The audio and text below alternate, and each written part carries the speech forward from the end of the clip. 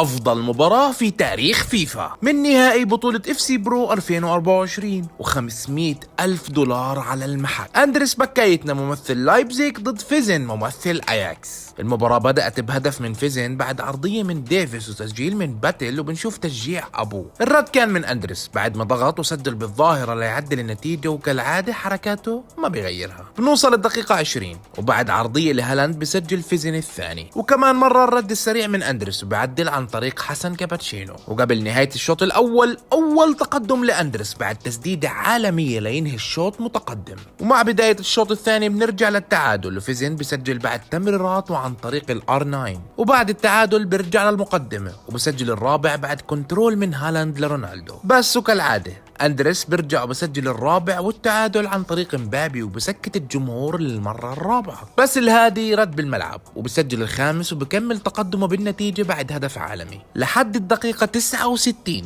انفراد صريح لأندرس بس باقي يحطها بالزاوية، لكن تحريكة حارس عالمية من فيزن بحرم أندرس من التعادل. الحرمان اللي ما بطول ليسجل أندرس الخامس والتعادل ويقرب على الكاميرا ويحكي بالحرف خصمي سيء جدا. التعادل بكمل الدقيقة 90 مع إضافة دقيقتين بدل ضائع، يعني آخر هجمة في المباراة لفيزن. برونو بيسترجعها ومبابي بلف وبعرضها، هالاند بينزلها لبوتياس وتحريك حارس خطأ وهدف الحسم. الفوز لفيزن ليعلن عن نفسه بطل العالم ويرد أجمل رد على أندرس بالاحتفال الشهير ودموع الفرح مع هالتتويج، ويكونوا أعطونا